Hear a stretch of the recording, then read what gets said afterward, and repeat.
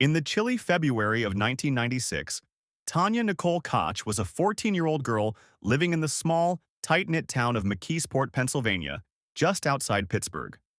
A typical 8th grader at Cornell Middle School, Tanya was navigating the awkward terrain of adolescence, scribbling in her diary about her favorite pop songs, stressing over math tests, and dreaming of a future filled with possibilities. Her life seemed ordinary, filled with the small joys and dramas of teenage years, giggling with friends in the school cafeteria, sneaking extra cookies at home, and dodging her parents' questions about her day. No one could have predicted that Thomas Hose, a 38-year-old security guard at her school, a man trusted to protect her and her classmates, would shatter her world and steal a decade of her life. Hose, with his friendly demeanor and authoritative presence, spent months grooming Tanya. He'd linger near her locker, offering kind words when she seemed upset, or slip her a candy bar when no one was looking.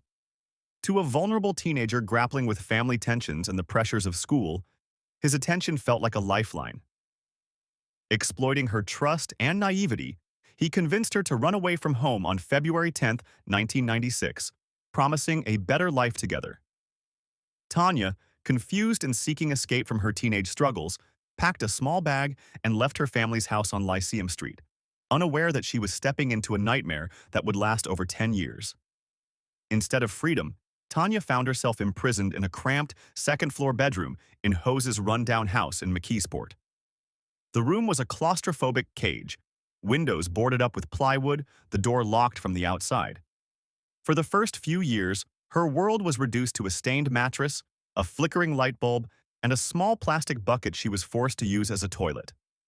The air was heavy with mildew, and the silence was broken only by Jose's footsteps or the occasional hum of a TV from another room. Tanya's childhood was ripped away. No more school dances, no more summer bike rides, no more late-night talks with her best friend Lisa about their favorite boy bands. She was cut off from the world, her only connection to reality the faint hope that someone, somewhere, was still looking for her. Jose's control was absolute. He forbade her from leaving the room, threatening her with violence if she disobeyed. In those early years, Tanya clung to small acts of defiance, whispering her real name to herself in the dark to remember who she was, or tracing shapes of stars on the ceiling, imagining the night sky she couldn't see. One night in 1998, she overheard a radio report about missing children while Jose was asleep. Her heart pounded as she wondered if her name was still out there, if her parents still held on to hope. But fear kept her silent, and the moment passed. As the years dragged on, Jose's tactics shifted. Around 2000, he invented a new identity for her, Nikki Allen. He began allowing her brief, tightly controlled outings, to the grocery store or a local diner, but only as his supposed girlfriend. Tanya had to follow strict rules. Never speak to strangers, return home by a set time, and always act the part. To the outside world, she might have seemed like a young woman living a normal life, but the reality was far darker. During one outing in 2002, at a small diner on Fifth Avenue, Tanya caught a glimpse of a TV screen airing a segment about missing children. Her breath caught as she saw a faded photo of herself at 14, her name flashing across the screen. For a fleeting moment, she imagined running to the counter and begging for help, but Jose's watchful eyes and the weight of years of fear kept her frozen in her seat. Despite the suffocating control, a spark of hope flickered in Tanya's heart. She held on to memories of her old life, her mom's warm spaghetti dinners, her dad's corny jokes, the way her little brother used to beg her to play hide and seek. Those memories became her anchor, reminding her of the girl she used to be. By 2006, after a decade of captivity, Tanya's resolve hardened. She began noticing cracks in Jose's control, moments when he was distracted or left her alone for longer than usual. On March 21, 2006, she seized her chance. Slipping out to a nearby convenience store, she approached the counter, her hands trembling and her voice barely above a whisper. "My name is Tanya Kach," she told the store owner, Joe Sparico, her words shaking with a mix of fear and determination. "I've been missing for 10 years. I need help." Sparico, a compassionate man who sensed the urgency in her voice, didn't hesitate. He called the police, and within hours, Tanya was free. The authorities stormed Jose's house, uncovering the grim reality of her captivity. Jose was arrested and charged with multiple crimes, including kidnapping, statutory sexual assault, and false imprisonment. In 2007, he pleaded guilty and was sentenced to 5 to 15 years in prison. He served his full term and was released in 2022, returning to a world that had moved on without him.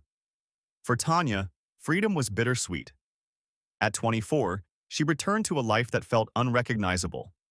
Her family, who had spent years searching for her, welcomed her back with tears and tight embraces.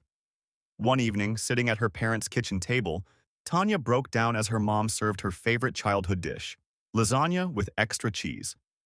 The familiar taste brought back a flood of memories, but also a sharp pang of grief for the years she'd lost. Her teenage years, her high school prom, her chance to go to college, all were gone, stolen by a man who'd betrayed her trust. In the years that followed, Tanya rebuilt her life with remarkable courage. She wrote a memoir of a milk carton kid, published in 2011, sharing her story to raise awareness about grooming and abduction. She became an advocate for missing children, speaking at schools and community centers, her voice steady as she urged parents and kids to recognize the signs of manipulation. In a 2016 interview, she described how she found strength in helping others, saying, "If my story can save even one person, it's worth telling." She also reconnected with her old friend Lisa, and the two spent hours reminiscing about their middle school days, laughing through tears as they reclaimed a piece of their past.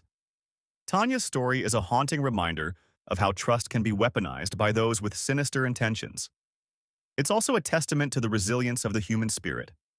Despite a decade in the shadows, Tanya Kach emerged not as a victim, but as a survivor, a woman who turned her pain into purpose. Her courage, like a beacon in the darkest night, proves that even after years of captivity, the will to survive can light the way to freedom.